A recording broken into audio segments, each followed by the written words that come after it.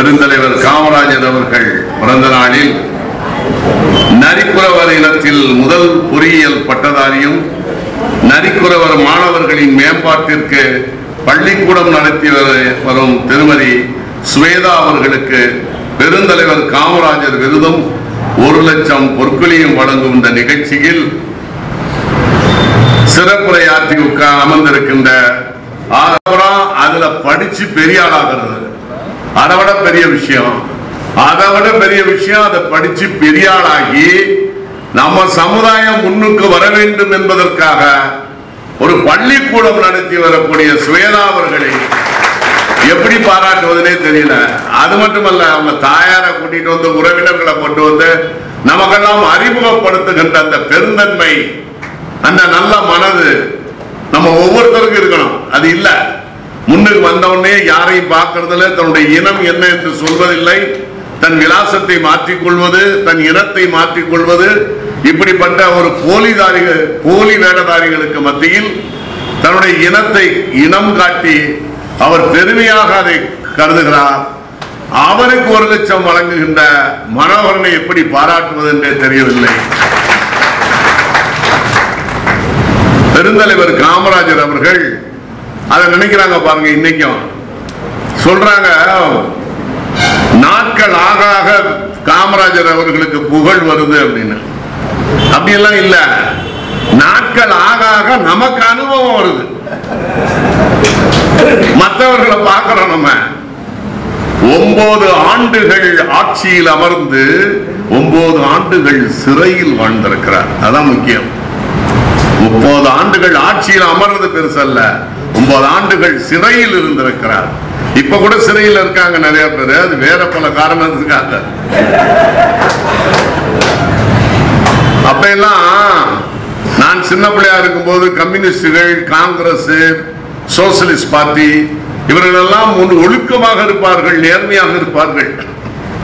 என்ன காரணம்னா, பிரிட்டிஷ்காரனை எதிர்த்து போராடும் போது ஒவ்வொருத்தருமே ஒழுக்கமா இருக்கணும் அப்படின்னு நினைச்சாங்க. ஏன்னா பிரிட்டிஷ்காரன் கொள்ளையடிச்சுக்கிட்டு இருந்தா, சுரண்டிக்கிட்டு இருந்தா, நாட்டை ஆண்டு கொண்டு இருந்தான், இப்படி எல்லாம் பேசிக்கிட்டு இருந்தாங்க. வெள்ளையன் போனவொன்னு இப்ப நமக்கெல்லாம் கொள்ளையன் வந்து விட்டான். அதான் பெரியார் சொல்லுவார், வெள்ளையர்கள் போய் கொள்ளையர்கள் வர போறார்கள்.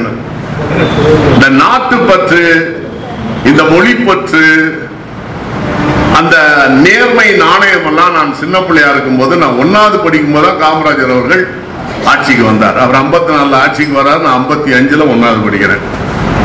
அப்ப கக்கன் காமராஜர் தான் எங்களுக்கு எல்லாம் ரோல் மாடல். நாணயமா இருக்கணும், நேர்மையா இருக்கணும். டிவிஎஸ் எங்களுக்கு ரோல் மாடல், கரெக்டா வருவார் டைமுக்கு அப்படின்னு. அதுக்கப்புறம் தான் எங்களுக்கு கல்யாண சுந்தரம், ராமமூர்த்தி இவங்க எல்லாம் தெரியும். கம்யூனிஸ்ட் ஜீவாவெல்லாம் முதல்ல எங்களுக்கு தெரிஞ்சதே இவங்க தான். காமராஜர் வந்தவொடனே எல்லாருக்கும் சீருடை கொடுத்தாரு, எல்லாருக்கும் இதெல்லாம் கொடுத்தாங்க. நான்லாம் வாங்கிட்டேன், புஸ்தகம்லாம் வாங்கி பேரெல்லாம் எழுதிட்டேன்.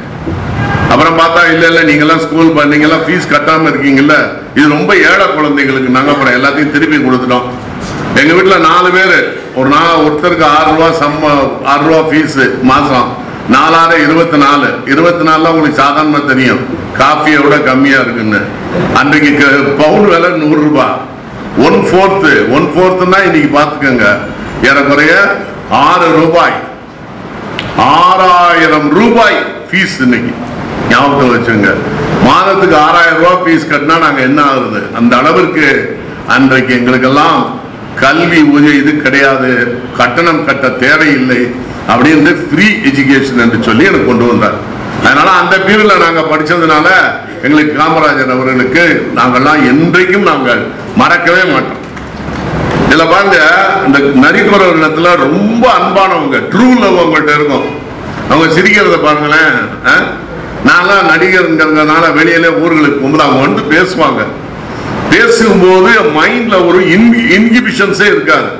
யார் பாக்குறாங்க பார்க்கல அதெல்லாம் இருக்காது. பிராட் ஸ்மைல் இருக்கும் அவங்கள்ட்ட, பிராட் லாப்டர் இருக்கும், சந்தோஷமா இருப்பாங்க, தன்னுடைய உண்மையான அன்பை வெளிப்படுத்துவாங்க.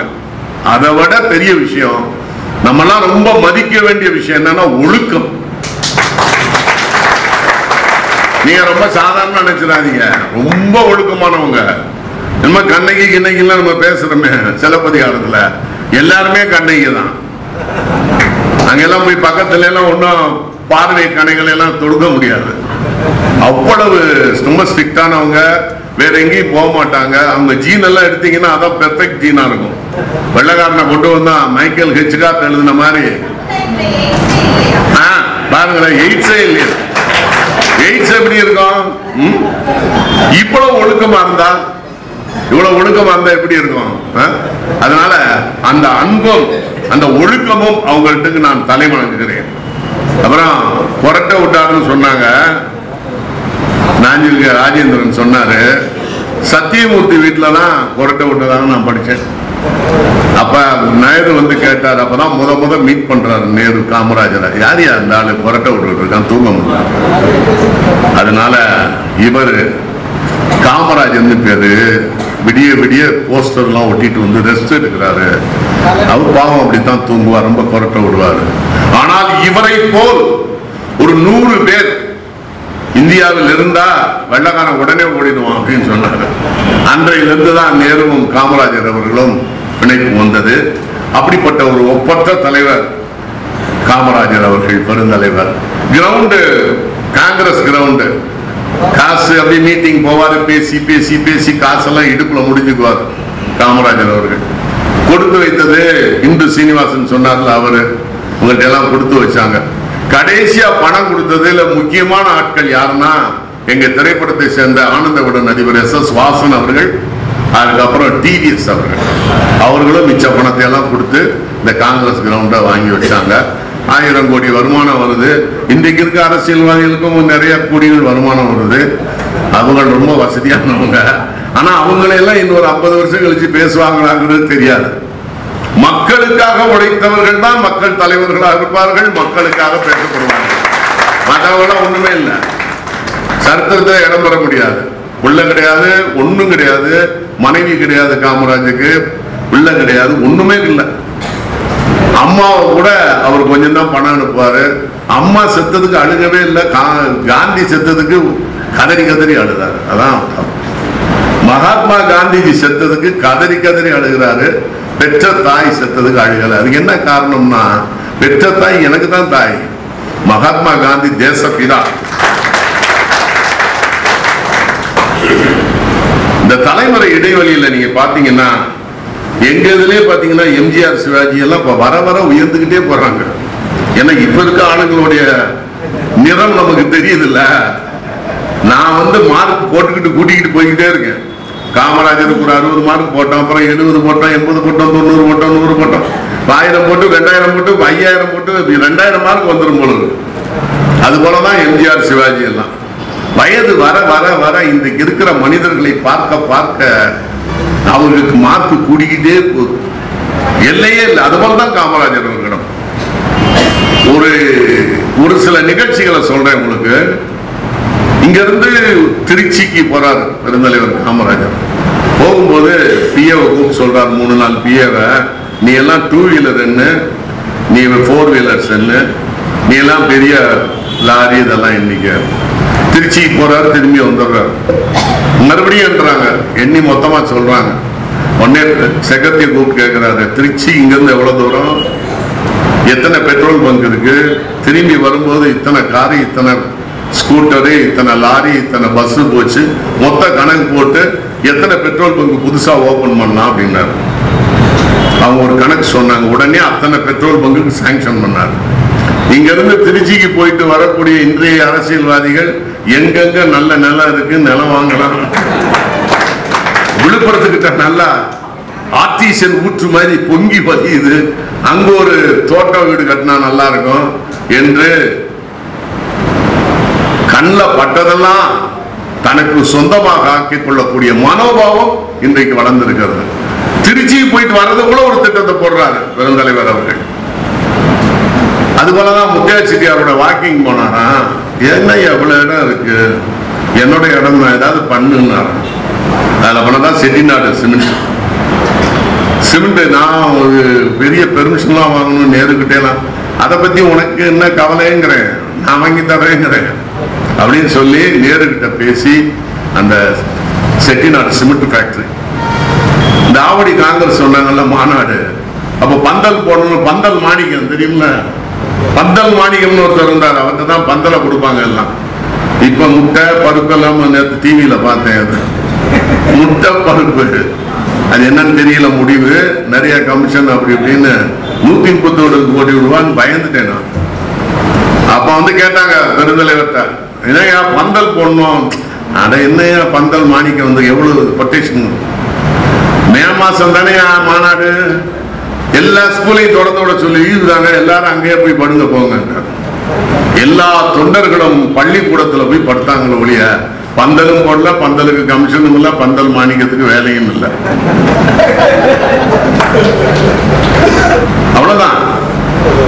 மதுரையில கம்யூனிஸ்ட் கட்சி வந்தது, நாங்கெல்லாம் போய் ரஷ்யால பார்த்துட்டு வரோம். இங்க சொன்னாரு, மதுரையில கம்யூனிஸ்ட் கட்சி வந்திருக்காங்க, போய் அதை பார்த்துட்டு வந்துருவோம். என்ன புதுசா? எங்கேயும் செலவு பண்ணக்கூடாது. அரசியல் தலைவர்கள்ல ஈடு இணை இல்லாமல் வாழ்ந்தவர் பெருந்தலைவர்கள். அவரை நான் முத பார்த்தது 55, நான் 1வது படிக்கும் போது. 2வது தடவை பார்த்தது 62 எலெக்ஷன். 3ஆம் முறை பார்த்தது சீனிவாசன் வீட்டு கல்யாணத்துக்கு வராது. எந்த சீனிவாசன் எதிர்த்து அவரை நின்று அவர் தோற்கடிக்கப்பட்டாரோ அந்த சீனிவாசன் கல்யாணத்துக்கு காமராஜர் அவர்கள் ஆபட்ஸ்பரி மாளிகைக்கு வருகிறார். நாங்க போயிருக்கேன். எங்க சித்தி இந்த கவர்மெண்ட் ஆபீஸ்ல வேலை பார்த்து இந்த சீனிவாசனுடைய அக்காவுக்கு ஃப்ரெண்டு. நான் சினிமா நடிகர்கள் எல்லாம் பார்க்கலாம்னு நானும் போயிட்டேன். 71. அப்ப எம்ஜிஆர் வந்து எல்லாரும் உட்கார்ந்து இருக்காங்க. பெருந்தலைவர் இவர் தான், கலைஞர் தான் சிஎம். பெருந்தலைவர் வர்றாரு, எல்லாரும் எதிர்த்து நின்னாங்க. சீனிவாசன் வீட்டு கல்யாணத்துக்கு போறாரு. யாரால் நான் தான் தோற்கடிக்கப்பட்டோம் அந்த கல்யாணத்துக்கு போறாரு. இன்னைக்கு பத்திரிகையும் கொடுக்க மாட்டாங்க, கல்யாணத்துக்கும் போக மாட்டாங்க. எதிர்கட்சியாக இருந்தாலும் எதிரி கட்சியாக இருந்தாலும் அந்த வீட்டு திருமணங்களும் அந்த வீடு சாவு ஒண்ணு தவற மாட்டாரு பெருந்தலைவர்கள். அந்த அளவிற்கு எல்லோரிடமும் பழகக்கூடிய ஒரு ஒப்பற்ற தலைவர். திரும்பி போகும்போது அந்த இதுல எல்லாரும் முடிச்சுட்டு திரும்பி வந்தாரு. ஆபட்ஸ்பரியில சீனிவாசன் கல்யாணத்துல தனியா போய் ஒருத்தரோட ரொம்ப நேரம் பேசிக்கிட்டு இருந்தாரு. நான் அப்படியே நின்று பார்த்துக்கிட்டே இருந்தேன். இனியா நம்ம மட்டும்தான் பார்த்துட்டு இருக்கோம், வேற யாருமே இல்லைன்னு. அப்புறம் வந்தாங்க, பைரவன் வந்தாரு, கூட்டிட்டு போயிட்டாங்க. இது போன்று எல்லையில்லாத நிகழ்ச்சிகள். பெருந்தலைவர் அவர்களுடைய அந்த குணம். மரணம் அடையும் போது நிறைய சொத்துக்கள்லாம் இருக்கிறதா இன்னைக்கு சொல்றாங்க. இது சொத்துக்கள் நிறைய பேர்த்த கணக்கு. ஆனால் அவருக்கு 45-50 ரூபா தான் இருந்துச்சுன்னு நினைக்கிறேன். அதுதான் அவர்கிட்ட இருந்தது. ஜீவாவும் அவர்களும் எவ்வளவு நெருக்கமான நட்பு. கம்யூனிஸ்ட் லீடர் தானே ஜீவா. மரணம் அடைகிறதுக்கு முன்னால ஜீவா சொன்ன வார்த்தை, காமராஜருக்கு போன் பண்ணுங்க. அந்த அளவுக்கு நெருக்கமாக இருந்தார்கள். இவர் விநாயகம் இருக்காருல்ல, அவர் நிறைய இது எழுதி கொடுத்து திமுக ஆட்சிக்கு வந்து 6 மாசம் நிறைய ஊழல்கள் இருக்குன்னு சொல்லி நான் எழுதி வச்சிருக்கேன். நாளைக்கு சட்டசபையில போட்டு புழக்க போறேன் அப்படின்னு. அப்படியா? நாளைக்கு கொண்டு வாங்க.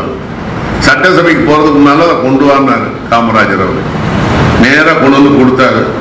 வைரவன்ட்ட வத்தி பெட்டியை வாங்கி அப்படியே கொளுத்தி தூக்கி போட்டு, தமிழை ஆட்சிக்கு வந்திருக்கான், 1 வருஷம் 2 வருஷம் விடுங்கிறேன், அதை போய் என்ன குற்றப்படுத்துறியா நீ அப்படியே என்று சொல்லி அண்ணாவினுடைய ஆட்சியில் நடந்த ஊழல்கள் என்று சொல்லக்கூடிய ஊழல்களை எழுதி அந்த பேப்பரை சுத்தமா எரிச்சு போட்டு விட்டார் பெருந்தலைவர் அவர்கள். இந்த பெருந்தன்மை யாருக்கு வரும்? எல்லாம் வர்றாங்க தோத்து போயிட்டு. பெருந்தலைவர் அவர்கள் தோற்று விட்டார்கள், சீனிவாசன் வெற்றி பெற்று விட்டார் என்ற வண்டி வந்து அணுகிறாங்க. என்னால ஏன் அணுகிறேங்கிற மாதிரி வந்து, நீங்க அவன் சின்ன பையனெல்லாம் தோக்குறீங்களே, இது நல்லா இருக்கா? இப்பதான் ஜனநாயகமே வந்திருக்கு. இப்பதான் ஜனநாயகமே வந்திருக்கு. நான் சந்தோஷப்படுறேன். ஒரு சின்ன பையன் என்ன தோக்கடிச்சிட்டான் அப்படிங்கிறதுல ஜனநாயகம் இப்பதான் வெற்றி பெற்றிருக்கு. நான் பிரிட்டிஷ்கா ஏகாதிபத்தியத்தை எடுத்து போட்டியிட்டு நாங்களாம் காங்கிரஸ் கட்சிகள் கஷ்டப்பட்டதுக்கான வெற்றியை இன்னைக்கு தான் நான் ஃபீல் பண்றேன். எல்லாரும் போய் படுங்க, நீங்க என்னது, நீங்க ரொம்ப ஒப்பாரி வைக்கிறீங்க அப்படின்னு சொல்லி அவர்கள் எல்லாம் அந்த தோல்வியை கூட அவர் பார்க்கின்ற பார்வை அப்படிப்பட்ட ஒரு ஒப்பற்ற பார்வை அவரிடம் இருந்தது. யாரையும் காக்க வைக்கவெல்லாம் மாட்டாரு. அது எதுவுமே அவர் வந்து விலை கொடுத்து வாங்கினதில்லை. எல்லாரும் கொடுப்பாங்க, அவர் வீட்டில் இருப்பார், அவ்வளவுதான். அப்படிப்பட்ட சாண்டசில்லப்பா தேவர் கூட ஒரு தடவை வந்து, நான் அந்த வீடு விலைக்கு வாங்கி நான் தர்றேன், காமராஜர் அவர்கள் இருந்த வீட்டை. இல்ல வேணாம்ப்பா, நீயே வாங்கி கொடுத்தீங்கன்னா உன்னை போய் ஏதாவது சொல்லிவிடுவாங்க, அதனால நீ வந்து டொனேஷன் ஒண்ணு கொடு, அந்த அளவுக்கு நீ வச்சுக்க, முழுசு பணமும் கொடுக்க வேணாம் என்று சொல்லி சாண்டர்ஸ் என்னப்பா தேவரிடம் அவரிடம் சொன்னார். அவருடைய திருமணங்கள் எல்லாம் அவர் முடிச்சு வச்சார் காமராஜர் அவர்கள். சிவாஜி கணேசனிடம் சொல்லி, உனக்கு ரொம்ப சொந்தக்காரன் தான் அவன், நீ போய் சொல்லி அதெல்லாம் முடித்து வை என்று சொல்லி தனிப்பட்ட முறையிலேயும் தன்னுடைய விசுவாசிகளுடைய நலனை அவர் பாதுகாத்திருக்கிறார். ஒரு தடவை இவருக்கு கூட ரொம்ப உதவி செய்தேன் என்று பழைய மினிஸ்டர் ராஜாராம், சேலத்தை சேர்ந்த ராஜாராம் அவர்கள் ஒரு ஃபாரினுக்கு போக வேண்டும் என்று பாஸ்போர்ட் விஷயமாக கடைசி நேரத்தில் பெருந்தலைவர் காமராஜர் உதவி செய்ததாக அவருடைய புத்தகத்திலே குறிப்பிட்டிருக்கிறார். அப்படிப்பட்ட ஒரு நேர்மையாளர் அவர் இந்திரா காந்தி போன்றவர்கள் எல்லாம் முதலமைச்சர் ஆக்குறதுக்கு அவர் எவ்வளவு, பிரதம மந்திரி ஆக்குறதுக்கு அவர் எவ்வளவு பாடுபட்டார் என்பதை நாம் அறிவோம்.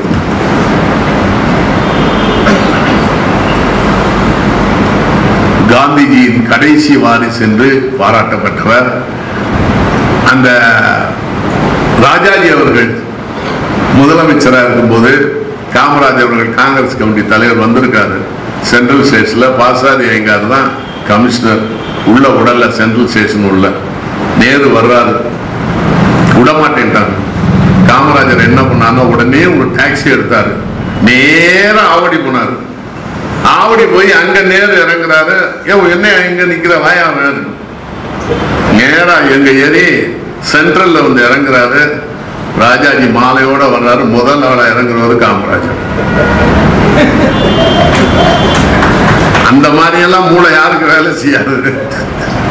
அநேகமா இவங்க படிச்சுட்டாங்கன்னா அன்பு போயிடுமோன்னு எனக்கு பயமா இருக்கு.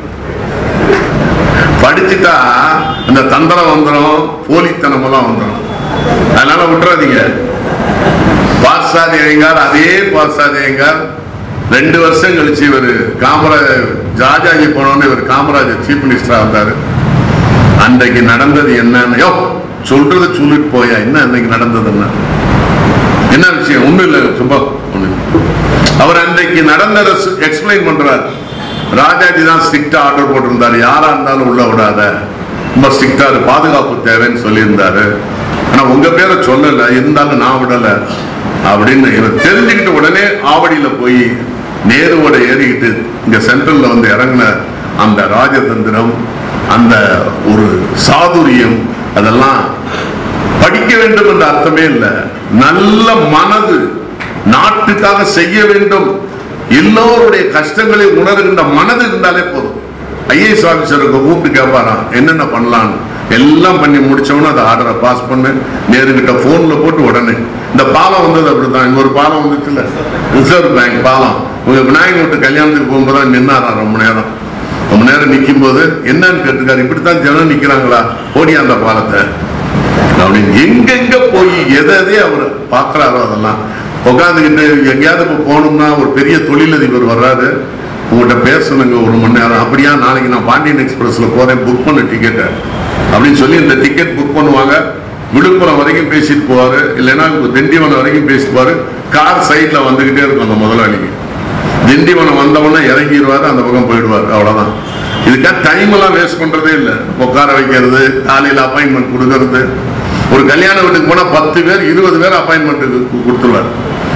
இப்படி எல்லாம் டைம் மேனேஜ்மெண்ட், அதெல்லாம் டைம் மேனேஜ்மெண்ட் எழுதுறவனே பெருந்தலைவர் காமராஜர் அவர்களை பார்த்து டைம் மேனேஜ்மெண்ட் எப்படி பண்ண வேண்டும் என்று தெரிந்து கொள்ள வேண்டும். அது போன்ற ஒரு பெரிய ஒரு ஒப்பற்ற தலைவர் நம்முடைய பெருந்தலைவர் காமராஜர் அவர்கள். இதுல அவருடைய பிறந்த நாள், நான் என் வீட்டிலேயே இந்த காமராஜர் அரங்கத்துல தான் என்னுடைய வியாபாரத்தை எல்லாம் நான் தொடங்கினேன். என் வீட்லயும் போட்டோ வச்சிருக்கிறேன். அவர் இறந்த அன்று இதுல இருந்து ராஜாஜி காலில் இருந்து இறுதி வரைக்கும் நான் நடந்தே போனேன். மழை பெய்ஞ்சுக்கிட்டு இருந்துச்சு, ஞாபகம் இருக்கா? மழை, கொட்டு மழை, ஞாபகம் இருக்கா? மழை ரொம்ப பெஞ்சது. சிவாஜி கணேசெல்லாம் மழையிலே நனைஞ்சிக்கிட்டே உட்கார்ந்து இருந்தார் லாரி மேலே, ஞாபகம் இருக்கு நல்லா. அப்படிப்பட்ட ஒரு அருமையான ஊர்வலம் அது பெருந்தலைவர் அவர்கள். அன்னைக்கு ஈவினிங் வந்து நான் ஒரு நாடகம் பார்த்து வெளியே வந்தேன். காமராஜர் இறந்துட்டாருன்னா சாயந்தரம் சொன்னாங்க. நாடகம் நல்ல மழை பெஞ்சுக்கிட்டு இருந்துச்சு. அப்படிப்பட்ட அவர் இயற்கையே அழுகுது என்றால எல்லாருமே சொன்னார்கள். அந்த ராஜாஜி காலில் இருந்து நம்ம போகும் வரைக்கும் கலைஞர் அவர்கள் அன்றைக்கு சிறப்பாக அவரை இது பண்ணார். கலைஞருக்கு அவருக்கும் அப்படி ஒரு நெருக்கம் இருந்தது. அவரை இந்திரா காந்தி எமர்ஜென்சி கொண்டு வந்த சமயத்தில் ரொம்ப வருத்தப்பட்டார் பெருந்தலைவர் அவர்கள்.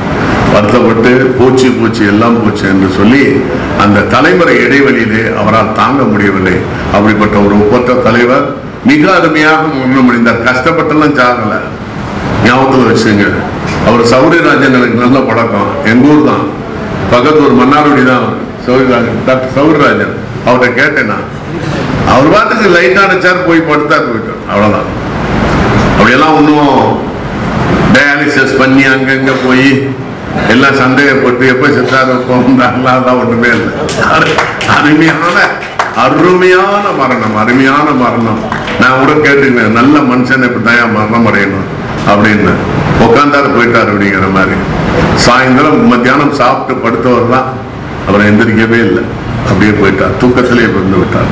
அப்படிப்பட்ட ஒரு ஒப்பற்ற தலைவரை இவருடைய பிறந்த நாள் அன்று என்னையும் இங்க கூப்பிட்டு அவருடைய நினைவு இது பிறந்த நாள் அன்று என்னையும் இங்க அழைத்து பேச வைத்த கோபண்ணா அவர்களுக்கும் மனோகரன் அவர்களுக்கும் என்னுடைய நன்றியையும் மரியாதையும் தெரிவித்துக் கொள்கிறேன். காமராஜரின் புகழ் இன்னும் போக போக மேல வரும். பாருங்க, எம்ஜிஆர் சொல்றாங்க 30 வருஷம் இப்ப எப்படி வருதுன்னு. அது மாதிரி இனிமே மனிதர்கள் எல்லாம் மணி மைண்டடா இருப்பாங்க. பொண்டாட்டிய கூட காசால தான் பார்ப்பாங்க போல இருக்கு. எல்லாருமே பணம். இந்த பணம் எந்த உதவியும் செய்யாது, பணம் காப்பாற்ற தான் செய்யும். பணத்தை நீங்க காப்பாற்றணும். அப்புறம் திடீர்னு செல்லாம போச்சு, என்ன ஆச்சு? பணம் திடீர்னு செல்லாம போச்சு. எனவே இந்த நம்ம பிள்ளைகள் நல்லாக இருக்க வேண்டும் என்றால் படிக்க வைக்க வேண்டும், நல்ல மனிதர்களாக வாழ வைக்க வேண்டும் என்று கோரிக்கொண்டு என்னுடைய உரையை முடிக்கிறேன். நன்றி, வணக்கம்.